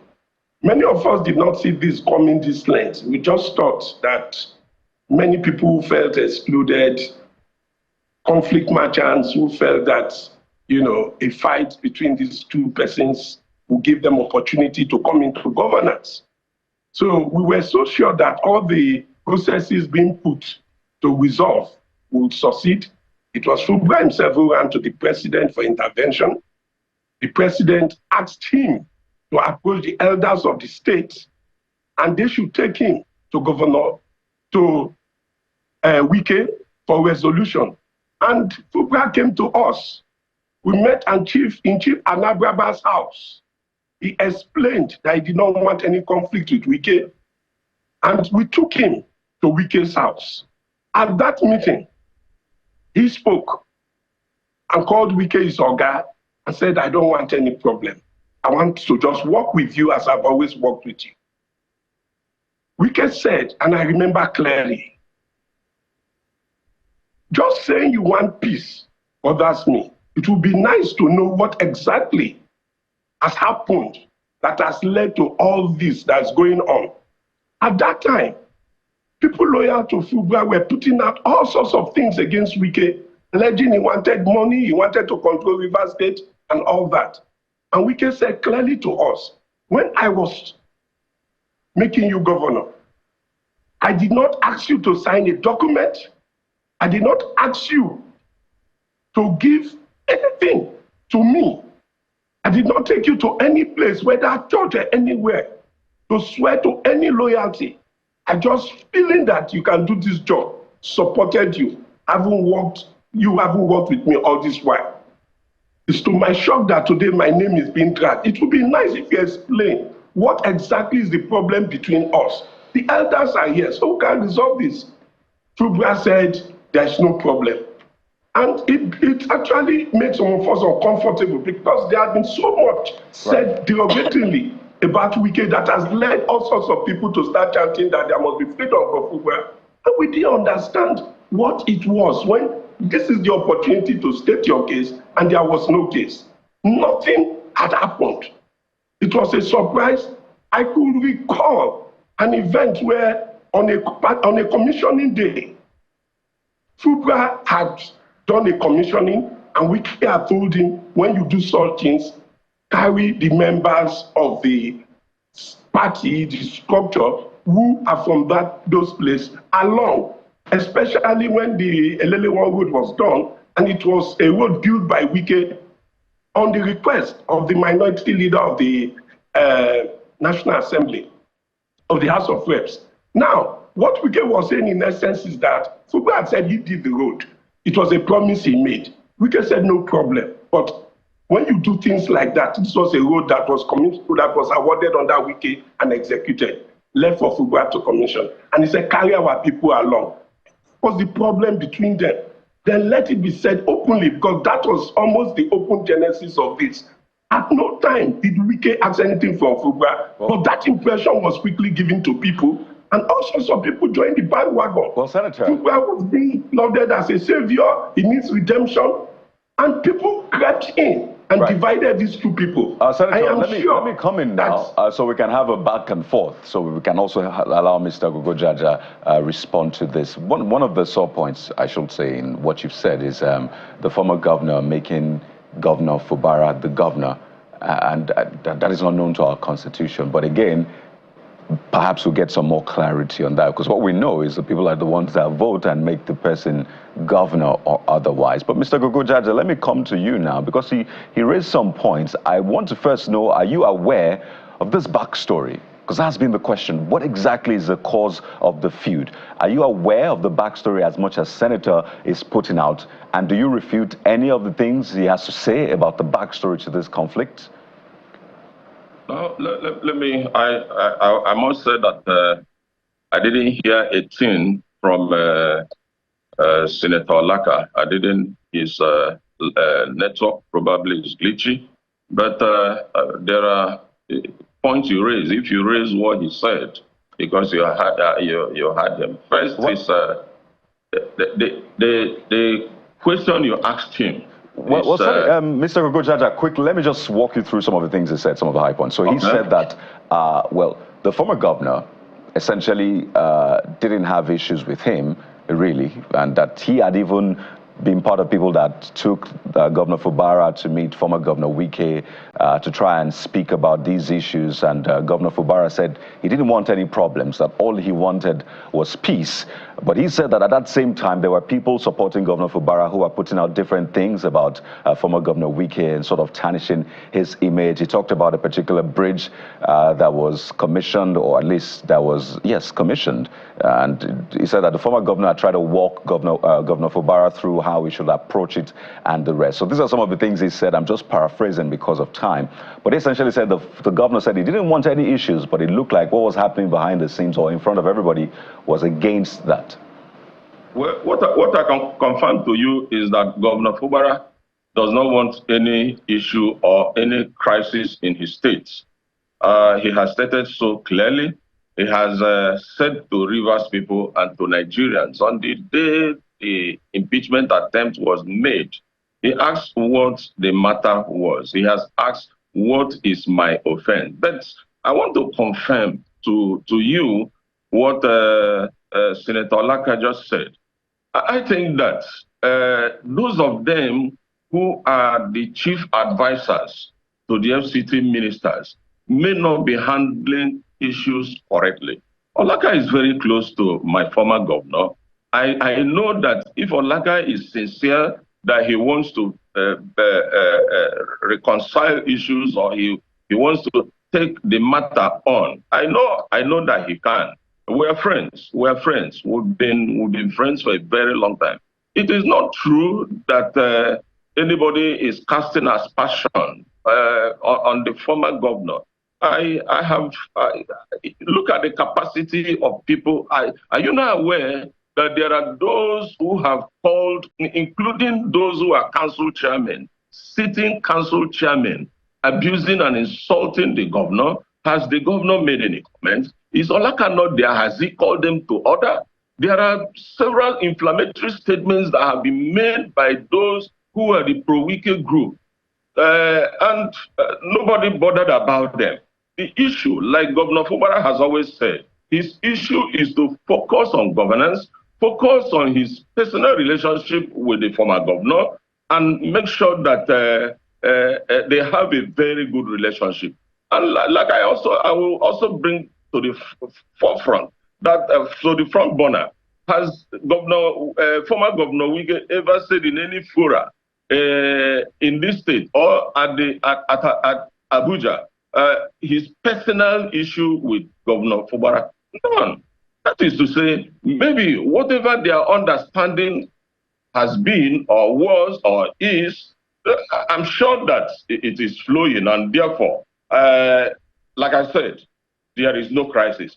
Those who feel that they can bend the hands of Governor Fubara to get patronages, when they don't get it, they return to the FCT minister to complain. This man is not doing well. This man is bad. This man said this. I know what politicians can do. Some of them can adulterate and distort issues. And I want to say that those of us who mean well for Rivers State should stand up to the occasion. What is the occasion? The occasion is to support Governor Fubara to deliver the dividends of democracy, to deliver, to fulfill the promises he made to Rivers people during his campaign. And there are some of us who also have some of these projects, either by the nomination of contractors or those who introduce their friends as contractors. I will give you an instance. The governor awarded a project in Bori. Olaka knows Bori. Bori is the headquarters of our senatorial district. I come from the same senatorial district with Olaka. Olaka is from the Ogoni axis. Bori is the traditional headquarters of the Ogoni land. The governor awarded a contract to reconstruct the internal roads in Ogoni. And the contract is worth 6 billion. Governor has released 4 billion to the contractor. And that contract, that project was to be part of the project he is to commission during this 1-year anniversary. Contractor collected 4 billion, disappeared, and when the governor raised questions, instead of answering the questions, asking the contractor to go back to the site, they sacked the man or the lady who collected the letter from Rivers State government. All these things will not help Rivers State. I think that the earlier we come together to support the governor, the better for all of us. It would be a good time for Senator Nwogu to respond to some of the things that you have said, Mr. Tamunosisi. But while Senator Nwogu is also doing that, I'd like to also take you up on this, because you have said that as far as the senator, the FCT minister is concerned, he has no problems with the governor, and there was a meeting that you, in fact, tried to broker to settle things. And if we refer to some of the interviews that the FCT minister has granted in the recent past, he has distanced himself from setting up the State Assembly lawmakers against the governor. But his comments from yesterday's event caused many to believe otherwise if he says he's apologizing for helping Governor Fubara to succeed him as governor, and he would correct that. So that causes many to believe, otherwise, to in fact think that, yes, there are some issues, real issues, between him and his political godson. So I'd like you to respond to that alongside, some of the things that Mr. Tamunosisi has said. Senator Nwogu, that's for you. And I'll just try, because of this time, I'll try and put this quickly. One, I was given the narrative because I sat through some of these meetings that try to resolve this thing at the onset. And would be told, the victim in all of this has been the FCT minister. Most people just go out and talk about let Fubara be, let Fubara be. But for those of us who have been in the thick of it, we know for a fact and truth. The problem here is that the FCT minister was shocked when what appeared to be a conflict or rebellion from Fubara started. And when we met, it was at the instance, Fubara going to the president telling him to beg the elders to take him to Wike. He came, met the elders, we took him to Wike. We begged Wike on that day because we had to beg Wike, because after Wike spoke, it was clear to all of us he had done nothing wrong.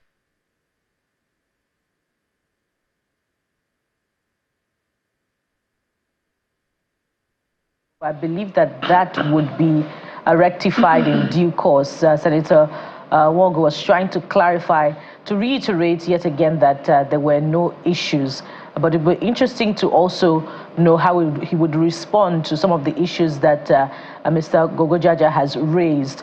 But while we're waiting for him, let's come to you again, Mr. Gogojaja, particularly with a view to, what would be instructive to prevent any further slide in the situation of things in Rivers State as far as politics and governance are concerned. This is especially important because what we see in Rivers is what is tilting towards, the brink. If you see, a former member, a former chairman of a party leading pro-Wike supporters to the government house, and you see the State Assembly lawmakers on the other side as well. And just before that, we saw the governor visiting the State Assembly quarters. It seems as if even the security agents may be conflicted as to what to do should there be, any testy situation in the future. How does River State avoid this?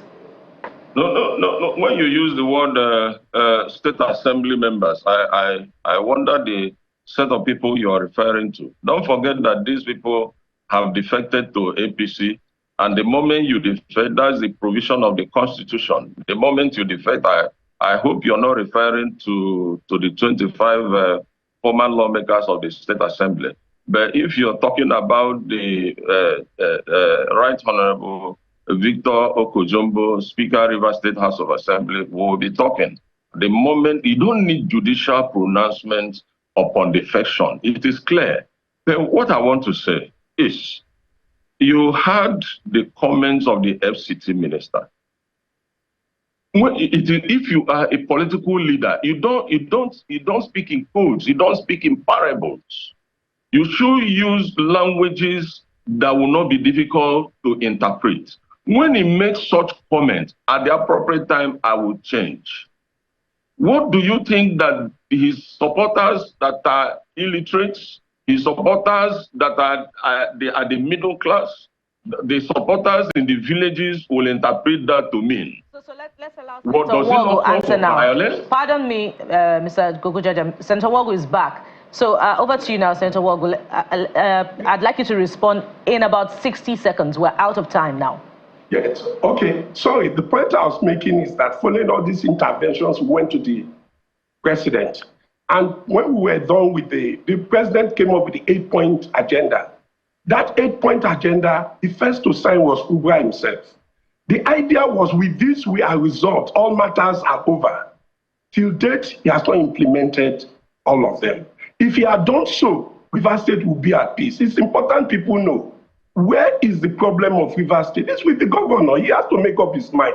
Do you want this state to work, or do you want us to be in the dysfunction that we are? The 8-point agenda of Mr. President, which you went to him for intervention, you will not submit a budget to the State Assembly. If you do that, you send them communication, the next day you say they are not assembly members. You deal with them in one aspect, and you, at the same time, condemn them for not being this. It's the one finding all these issues. The minister is facing his job, and he's doing a wonderful job in Abuja. Here in Rivers State, nothing is happening. And things are not happening because every day, even when we think nothing, every place is at peace. The governor suddenly trumps up the State Assembly members. Now he's trying to swear in, make three persons to form speaker and majority leader. Where does that happen? If you say the other people are not pleased, it's up to the court. 27 members. Indeed, and it is up to the courts to decide all of those issues. But we expect that, both parties would demonstrate maturity even ahead of the judicial decision on these matters, such that there will be peace in River State. We'd like to thank you very much, gentlemen, for a time. We're totally out of time. Mr. Tamunosisi Gogojaja, former leader, River State House of Assembly, and former commissioner for Water Resources, River State. Thank you so much for your time on the program. And we've also I thought you would have giving me the opportunity to... We're totally out of time, sir. Pardon us. We've also had Senator Laka Nwogu, former Senator, Rivers Southeast. Thank you so much for your time on the program. Thank you. And that's it on the program today. What an exciting time we've had. Of course, we'll return with our conversation on the outcome of the African Magic Viewer Choice Award. But thank you for your time. Join us again tomorrow and again throughout this week. We'll be back again. I am Bukola Koka. Guys.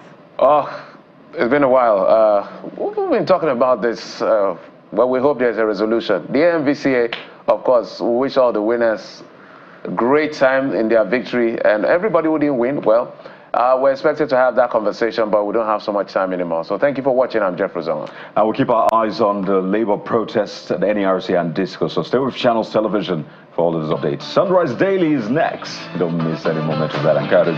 Goodbye.